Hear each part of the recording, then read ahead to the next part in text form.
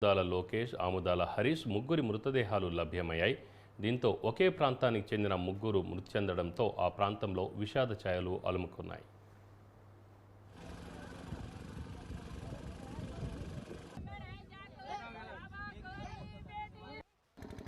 ముగ్గురు బాబులు స్నానం చేస్తూ ఉంటే నన్ను పిలిచారు. పిలిచి ముగ్గురు బాబులు స్నానాలు చేస్తున్నారు, వాళ్ళ డాడీ కేకలు పెడుతుంటే తర్వాత నేను బైక్ వేసుకొని వచ్చి ముగ్గురు పిల్లలు దీంట్లో ఉన్నారని చెబితే తర్వాత ఒక బాబుని తీసుకొని నా చేతికి తగిలినప్పుడు ఓ బాబుని తీసుకొచ్చా. ఇంకో పిల్లడు తీసుకురావడానికి పోతే నాకు ధైర్యం చాలక నేను బయటకు వచ్చేసాను. ఆ తర్వాత ఇంకో శవాన్ని మరో పిల్లలు తీసుకొచ్చారు మా ఊరి పిల్లలు. ఏం జరిగిందంట?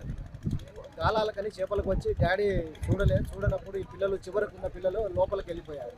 లోపలికి పోయి ఇది పని కూడా నిర్లక్ష్యంగా తీసుకోవడం వల్ల ఇట్లాంటి ప్రమాదాలు జరుగుతున్నాయి. గ్రీన్ గోల్డ్ ఈ హైవే రోడ్డు, దీనికి చాలా బ్రిడ్జి త్వరగా చేయాలని మన ప్రభుత్వానికి కూడా కోరుతున్నాం. గ్రీన్ పిల్లర్లు తీసిన పిల్లర్లు ఇవి పైన మన రోడ్డు మైదానం చేసుకుంటున్నారు. ఈ గ్రీన్ పిల్లర్ని తీసి పుడ్డింగ్ గుంటల్ని తీసి వదిలేశారు సార్.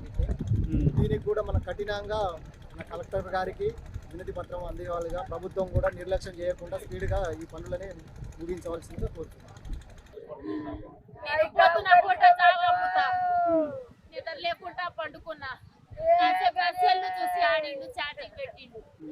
లేచి దేవుడు పాట పెట్టుకొని పని చేసుకుంటున్నాయ్యా. అయితే దేవుడు పాట పని చేసుకొని బతుకులు చేసుకుంటే వీళ్ళు ఎప్పుడు వచ్చింది కూడా నాకు తెలియదయ్యా. ఆయన తీసుకొచ్చిన ఆయన కూడా నాకు మీ కొడుకు తీసుకొచ్చిన అని కూడా చెప్పలేదయ్యా. ఎవరెవరు వచ్చారు? వాళ్ళు చిరంజీవి వాళ్ళిద్దరు పిల్లగానికి వేసుకొని ఆటోలో వేసుకొని వచ్చిండయ్యా. వేసుకొని వచ్చిండు. మాకని అసలు నాకు వేసుకొని వచ్చిందో కూడా తెలియదు. ఫోన్ చేసి అంటాడయ్యా పిల్లగాళ్ళు కనపడట్లేదని చెప్పిండయ్యా. ఆయనే ఫోన్ చేసి అమ్మో నా కొడుకు కనపడలేదని ఆ శాఖర ఆటో అబ్బాయి ఆటో తీసుకొని వచ్చిందయ్యా. ఆయన